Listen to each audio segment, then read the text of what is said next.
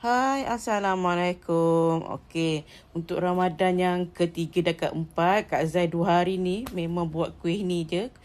Biskut coklat chip.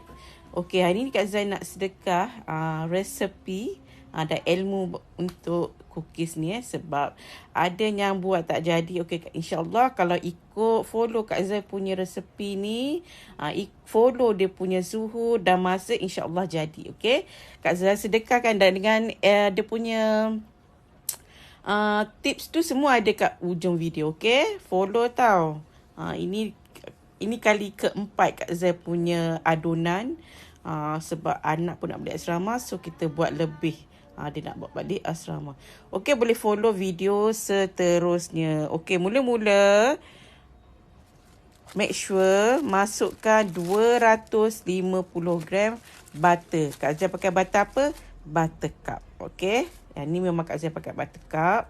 250 gram. Okey, masukkan dalam bowl. Okey, sugar, brown sugar 1 cawan penuh. Okey, Kak Zai pakai measure cup yang macam tu supaya senang. Okey, Kak Zai masukkan 1 sudu icing, gula icing. Dah lama ni sudah berketus sikit lah. Okey, jangan nanti tanya kat mana beli ni. Okey, sebiji telur. Make sure telur tu pecahkan dulu dekat dalam bekas dulu. Jangan direct, takut terpecah tembelang, telur pecah tembelang kan. So untuk jaga. Okey, masukkan creamy essence vanilla. Creamy essence vanilla ni dia bau wangi. Kalau kita bakar satu rumah, jiran-jiran memang bau lah. Lagipun dia kekal lama bau tu, harum. Okey, Kak Zai mix pakai bowl mixer tu kan. Tak ada dah pakai tangan, Kak Zai pakai yang mixer yang automatic tu. Okey, Kak Zai masukkan tepung gandum 2 cup penuh. Tepung gandum apa-apa brand 2 cup penuh. Okey, masukkan setengah cup. Warna cup dia warna kuning. Setengah cup tepung jagung. Okey, mix. Ni jangan lama, sekejap sebab kita nak rata je. Okey, kita dah rata. Masukkan baking powder. Sudu kecil tapi jangan penuh, hujung-hujung je. Okey, kita bukan nak buat kek, kita nak buat biskut. Okey. Kak Zai tak ada ayak-ayak, just masuk terus. Ni paling senang lah. Okey. Masukkan 1 cup penuh coklat chip.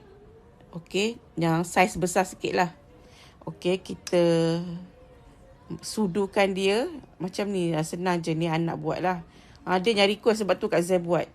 Okey, resepi ni lama dah dalam buku Kak Zai. Buku resepi Kak Zai memang banyak lah. So Kak Zai memang buka balik lah. Okey, ni dah masak. Atas tak masak lagi. Bawah tu dah masak. Kak Zai guna api atas bawah lah. Okey. Kalau tak masak lagi, kurang masak, kita bakar lagi. Tapi suhu dia Kak Zai nak explain. Kat ujung video ada. Okey, dia akan perang-perang. Kita boleh buat over perang, boleh perang light-light macam tu. Okey. Lepas tu biar sejuk dulu jangan terus masuk dalam bekas. Okey.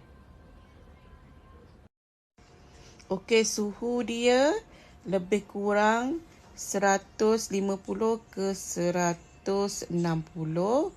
Bakar selama 30 minit. Okey. InsyaAllah Kak Zai akan bagi full resepi. Bahan dia hanya 8 saja. Okey. Selamat mencuba.